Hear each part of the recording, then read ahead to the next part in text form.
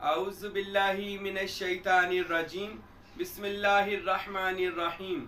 अल्लाहुम्मा सल्लि अला सय्यिदिना व मौलाना मुहम्मदिन व अला आलि सय्यिदिना व मौलाना मुहम्मदिन व बारिक व सल्लिम। अल्लाहुम्मा रब्बी ज़िदनी इल्मा, रब्बी ज़िदनी इल्मा, रब्बी ज़िदनी अमला। हम बात कर रहे थे हज़रत इंसान की तख्लीक और हज़रत इंसान जो खुदा का शाहकार आज़म है। मैं बहुत से लोगों को सुनता हूँ सोशल मीडिया पर, कोई हमारे पाक पैगम्बर बाइसे तख्लीक कायनात ख़ातिमुल अंबिया जनाब मोहम्मद मुस्तफ़ा सल्लल्लाहु अलैहि वसल्लम के इल्म गैब पर बात कर रहा है, कोई उनकी मुश्किल कुशाई पे बात कर रहा है, कोई उनके हाज़िर और नाज़िर होने पर बात कर रहा है, कोई मौला अली और गौसे आज़म की मुश्किल कुशाई की बात करता है, या औलिया अल्लाह के जो इख्तियारात हैं उनकी बात करता है। हम इन सारे मुकामात को एक तरफ एक मर्तबे पर रखते हैं और सबसे पहले हम अपना जायज़ा लेते हैं। जैसा कि शायर मशरक अल्लामा इकबाल रहमतुल्लाह अलैह ने फरमाया कि अपने ही मन में डूबकर पाजा सुरागे ज़िंदगी, तू मेरा नहीं बनता ना बन, कम से कम अपना तो बन। यानी अपने आप की पहचान कर। तो हम अगर अपनी पहचान कर लें, मेरी और आपकी जो पहचान है, यानी पहचान क्या कि अल्लाह ताला ने हमको कैसे तख्लीक फरमाया और हमें क्या क्या लुत्फ़ व करम और क्या क्या इनायात अल्लाह पाक ने खुदावंदे अकबर ने अता फरमाई। तो ये हज़रत इंसान, मैं और आप, इतना बड़ा शाहकार आज़म है कि अगर हम अपने ही मुआरफ हो जाएं, अपना ही इरफान हासिल कर लें, पहचान कर लें, तो हमको औलिया अल्लाह या अहले बैत पाक पैगम्बर सल्लल्लाहु अलैहि वसल्लम की जो शान व अज़मत है उस पर बहस करने की ज़रूरत ही ना पड़ेगी।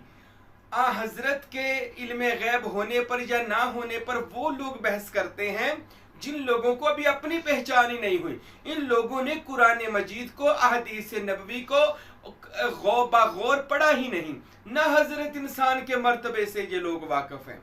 आइए हम अल्लाह के कुरान से पूछते हैं हज़रत इंसान की तख्लीक क्या है, अहदीस रसूल से पूछते हैं, रवायात से पूछते हैं, तवारीख से पूछते हैं, तौरात ज़बूर अंजील से कुछ हिस्से लेते हैं। हज़रत इंसान की क्या हकीकत है, अल्लाह ने इसको जो शाहकार आज़म बनाया है कैसे बनाया है। सुनिए, किताबों में लिखा, औलिया ने लिखा, रवायात में मौजूद है कि अल्लाह पाक ने जो तन्हाई की वहदत में, जिसको हम वहदतुल वजूद कहते हैं, उसमें खुदा की ज़ात अकेली थी, तन्हा थी।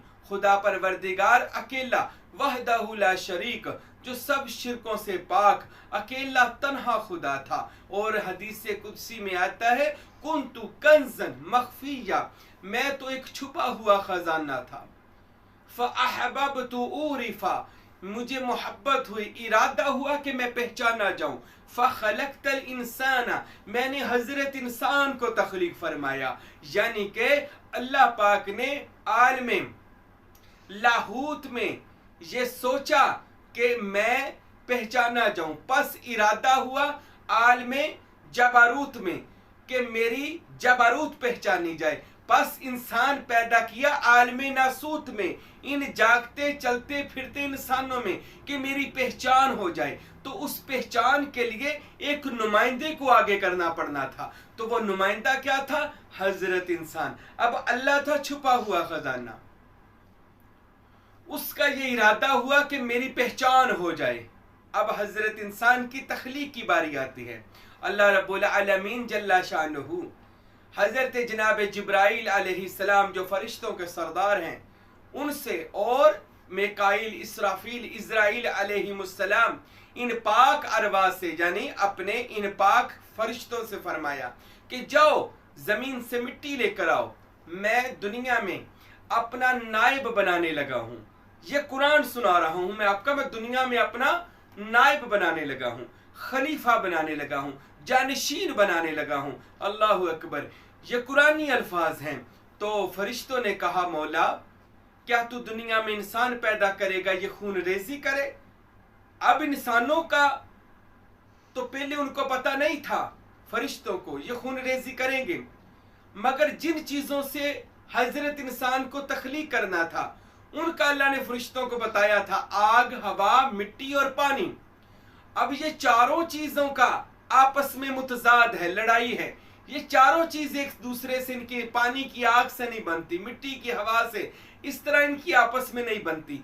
तो इस लिहाज से भी फरिश्तों ने कहा, या एक रवायत में आता है फरिश्तों ने इस वजह से भी कहा कि इससे पहले दुनिया में जिन्नात थे, वो खून रेजी करते थे, शायद ये भी खून रेजी करे। तो अल्लाह पाक ने इरशाद फरमाया, फरिश्तों जो मैं जानता हूं वो तुम नहीं जानते, मैं हजरत इंसान को दुनिया में अपना नायब बनाऊंगा और मैं अपने इन नायबों को दुनिया का वारिस बनाऊंगा। ये ज़बूर में भी आया, कुरान में भी आया, हम अपने नेक लोगों को जमीन का वारिस बना देंगे। कुरान में आया खलीफा बना देंगे और वारिस बना देंगे, बादशाह बना देंगे, जमीन का मालिक बना देंगे। तो अल्लाह पाक ने इन फरिश्तों से फरमाया जाओ मिट्टी लेकर आओ, मैंने हजरत इंसान को तख्लीक करना है। अब फरिश्ते मिट्टी लेकर आते हैं हजरत इंसान की तख्लीक के लिए। सबसे पहले हजरत इंसान की तख्लीक के लिए वो जाते हैं खाना काबा में, जो खाने काबे की मुकद्दस जगह थी। वह तब तो खाना काबा नहीं था, पर वो मुकद्दस जगह मौजूद थी। वहां से मिट्टी ली गई और वो मिट्टी ली गई, और उससे वो मिट्टी किस लिए ली गई थी खाना काबा से? उससे हजरत इंसान का सर बनाना था। और फिर मदीनातुल मुनव्वरा की मिट्टी ली गई, उससे हजरत इंसान का सीना बनाना था। फिर बैतुल मुकद्दस से मिट्टी ली गई, मस्जिद अक्सा से, उसका हजरत इंसान की पुश्त बनानी थी। फिर हिंदुस्तान से मिट्टी ली गई, जिससे हजरत इंसान के पांव बनाने थे। तो इन मिट्टियों को फरिश्ते लेकर आए अल्लाह की बारगाह में, या अल्लाह ये पाक मिट्टियां पाक जगह की अल्लाह हम तेरी बारगाह में ले आए हैं। अल्लाह ताला ने फरमाया इसमें मुश्क करो, मुश्क, अंबर और कस्तूरी डालो, इसमें खुशबुएं डालो और इसमें जन्नत की शराबे तहूरा डालो और इसको गूंदना शुरू करो कि मैं दुनिया में अपना नायब बनाना चाहता हूं। ये कोई आम चीज नहीं बना रहा, मैं उस शख्सियत को, उस हजरत इंसान को बनाना चाहता हूं कि जिसके बारे में वो उलमा इकबाल कहते हैं ना कि खुदी की जलवतों में मुस्तफाई और खुदी की खिलवतों में किबरे आई, जमीन व आसमान अर्श व कुर्सी खुदी की जद में है सारी खुदाई। मैंने ऐसा शाहकार बनाना है कि उसकी जद में पूरी कायनात को देना है।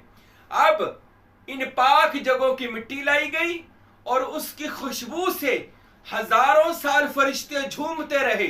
जब वो आदम का खमीर तैयार कर रहे थे, उसमें शराबे तहूरा जन्नत से लाई गई, वो डाली गई, उसमें आबे कौसर डाला गया, उसमें अंबर और कस्तूरी की खुशबुओं को डाला गया। हजरत इंसान के खमीर को फरिश्तों ने तैयार करना शुरू कर दिया। रवायतों में लिखा है कई हजार साल, खरबों साल, लाखों अरबों साल फरिश्ते उस हजरत इंसान के वो खमीर गूंथते हुए वो उसकी महक से झूमते रहे कि कौन तख्लीक होने लगा है। ये अल्लाह का अक्स, अल्लाह का जमाल, अल्लाह का नायब, अल्लाह का नबी, अल्लाह का वली, यानी कि इसने जो मर्तबे लेने हैं दुनिया में आकर, ये तख्लीक होने लगा है। ओ मेरे भाई, तेरी तख्लीक पर इतना एहतमाम किया गया है, तेरी पैदाइश पर इतना एहतमाम किया गया है कि फरिश्ते तुझको अपने हाथों से गूंदते रहे और उसमें आबे कौसर और शराबे तहूरा डालकर इस पाक मिट्टियों को तैयार किया गया। जब रवायतों में लिखा है 40 साल मिट्टी गूंदी गई, या जितने साल भी मिट्टी गूंदी गई। अब अल्लाह पाक को फरिश्ते अर्ज करते हैं मौला ये मिट्टी गूंद ली गई। अल्लाह फरमाते हैं अब मेरी तरफ से भी इसमें कुछ डाल दें। या अल्लाह क्या डालें? अल्लाह पाक ने फरमाया इसके खमीर में तौहीद को गूंद दो, तौहीद बारी ताला इसमें डाल दो, ताकि ये बंदा मुझ में फना होना सीख ले। क्योंकि इसमें जो आग, हवा और मिट्टी, पानी है, अगर ये इसको अपने बस में कर लेगा तो ये तौहीद में चला जाएगा, ये अपनी असल में चला जाएगा, जो उस जात में वापस आएगा जिसे वहदतुल वजूद कहते हैं। उसके बाद वहदत, वहदियत, अरवा, अजसाम और ये जैसे जैसे वहदतुल वजूद चलती है तो ये वापस उसी में तौहीद में आएगा। अब जब फरिश्तों ने उसमें तौहीद को भी गूंद दिया, हजरत इंसान का जब खमीर तैयार हुआ, अल्लाह जल्ला शानुहु ने फरमाया, फरिश्तों अब हट जाओ, अब हजरत इंसान को मैं खुद बनाऊंगा। ये कुरान मजीद सुना रहा हूं आपको, ये कुरान की आयत सुने। अल्लाह फरमाते हैं जब खमीर तैयार हो गया तो अल्लाह ने आदम को अपने दोनों हाथों से तैयार फरमाया।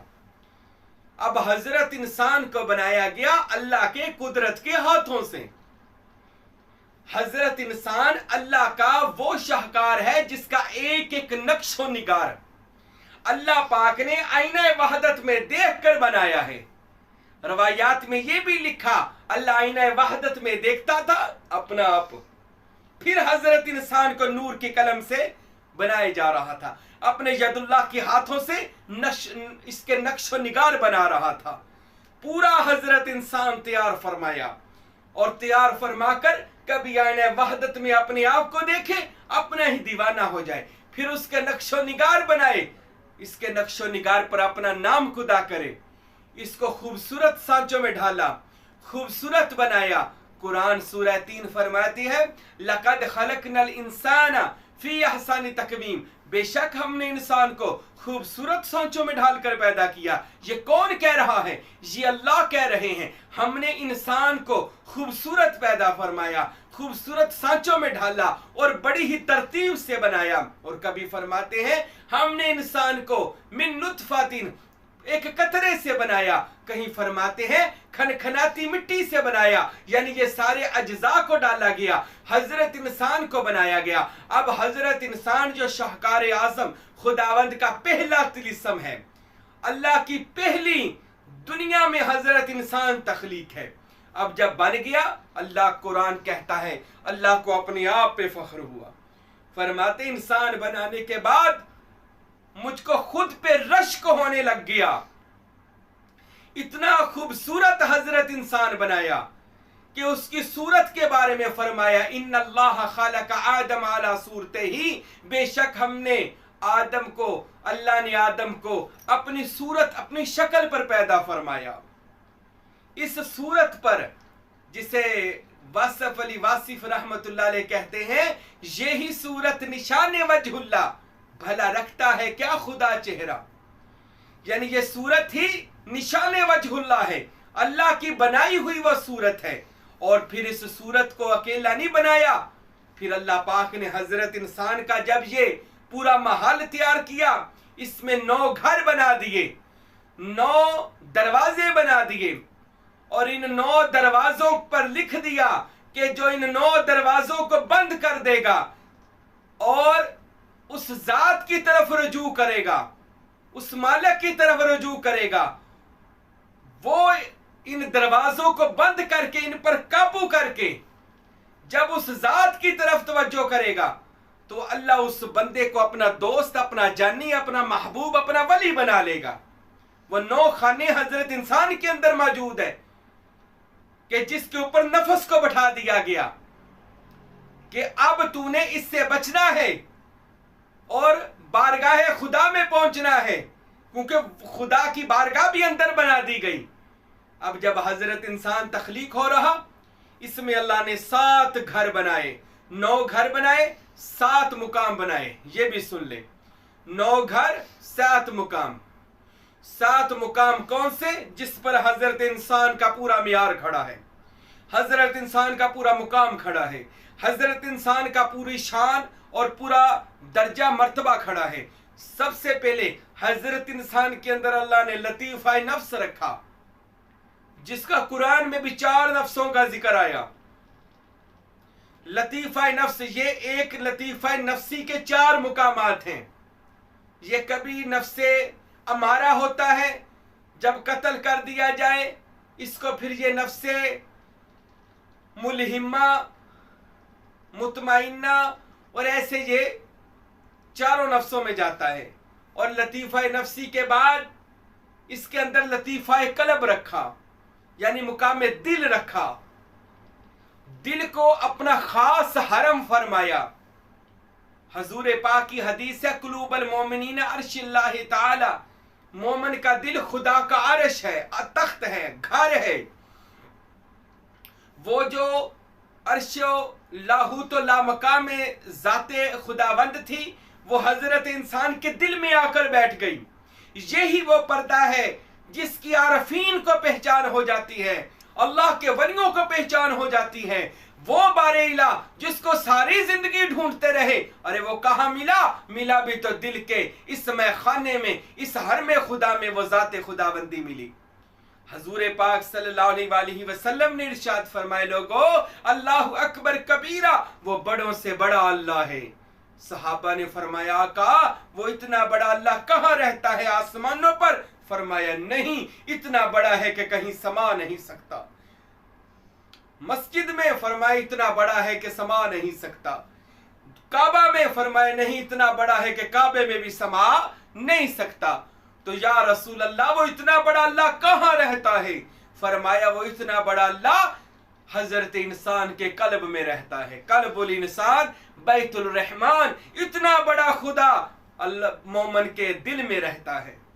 अब ये दिल जिसे सुल्तानुल आरफीन हजरत सुल्तान बाहू फरमाते हैं, दिल दरिया समुद्रो डूंगे ते कौन दिला दिया जाने हूँ, विचे बेड़े विचे झेड़े विचे मंज